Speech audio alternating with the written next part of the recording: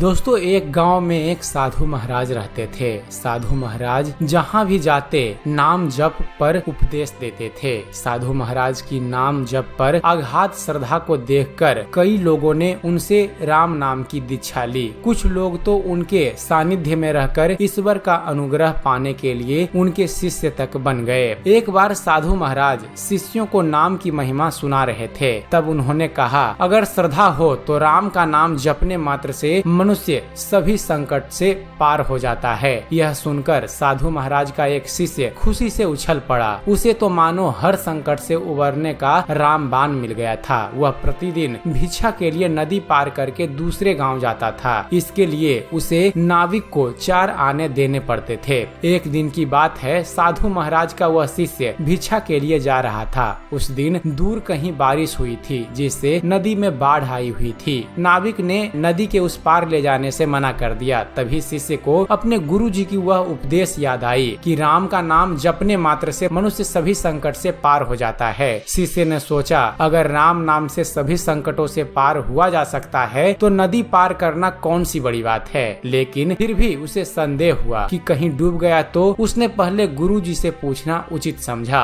वह वापस गुरुजी के पास गया और उनसे बोला, गुरुजी, आज तो नदी में बाढ़ आई हुई है और नाविक ने पार कराने से मना कर दिया। अब मैं क्या करूं? गुरुजी बोले, कुछ नहीं, आज जल पर निर्वाह कर लेंगे। लेकिन जल पर निर्वाह करना शिष्य को मंजूर नहीं था। उसने गुरुजी से फिर पूछा, गुरुजी, आप कहते हैं राम नाम जपने मात्र से सभी संकटों से पार हुआ जा सकता है। क्या राम नाम से नदी भी पार हो सकती है? गुरुजी बोले, अवश्य। श्रद्धा पूर्वक लिया गया राम नाम सभी संकटों से पार कर देता है। इसमें कोई संदेह नहीं कि नदी पार हो सकती है। फिर क्या था? गुरुजी की बात सुनकर शिष्य फिर से नदी की ओर चल दिया। शिष्य को पक्का विश्वास तो नहीं था कि वह पार हो जाएगा, लेकिन फिर भी राम नाम की परीक्षा करने के लिए वह नदी में उतरा। उसने एक बार राम बोला और एक कदम आगे बढ़ा तो कुछ नहीं हुआ। 2 बार राम राम कहा और आगे बढ़ा, फिर भी उसे कोई प्रभाव नहीं दिखा। अब राम राम बोलते बोलते वह आगे बढ़ने लगा।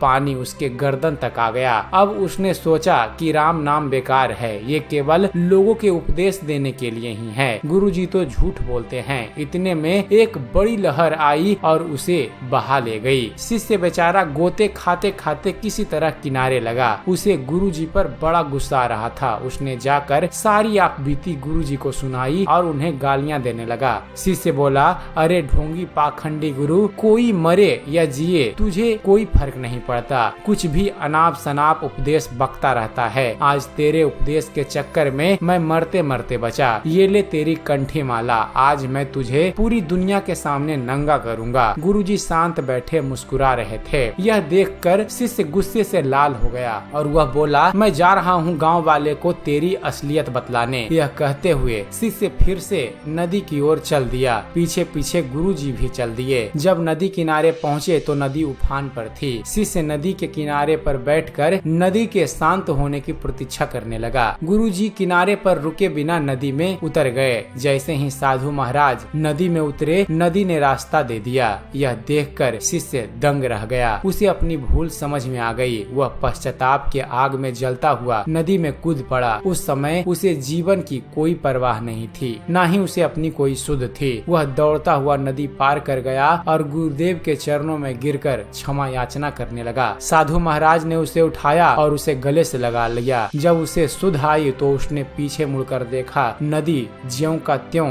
बह रही थी। उसने आश्चर्य पूर्वक गुरुजी से पूछा, गुरुजी, ये क्या रहस्य है? जब मैंने राम नाम जपा था तब नदी पार नहीं कर पाया, और अब जबकि मैंने कुछ नहीं जपा फिर भी नदी पार हो गई, ऐसा क्यों? गुरुजी बोले, वत्स, सब श्रद्धा का चमत्कार है। नाम तो श्रद्धा को साधने का जरिया मात्र है। तुम राम को हो या कृष्ण, उससे कोई फर्क नहीं पड़ता। अगर श्रद्धा है तो तुम्हारा कोई भी नाम या विचार तुम्हें संकटों से पार कर सकता है, और यदि श्रद्धा नहीं है तो सारे नाम बेकार हैं। गुरुजी आगे बोले, जब तुम पहली बार नदी पार कर रहे थे उस समय तुम्हें नाम में श्रद्धा नहीं संदेह था, लेकिन अब जब तुमने उसी नाम से मुझे पार होते देखा तो तुम्हें अपनी भूल का एहसास हो गया और तुमने अपने जीवन की परवाह किए बिना समर्पण कर दिया। यही श्रद्धा है। जब श्रेष्ठता से प्रेम, ईश्वर से प्रेम हमारे अंतःकरण में उम्र पड़े तो समझो श्रद्धा का प्राकट्य हो चुका है। अब आपका इष्ट नाम सार्थक है। श्रद्धा और समर्पण के साथ ही नाम की सार्थकता है।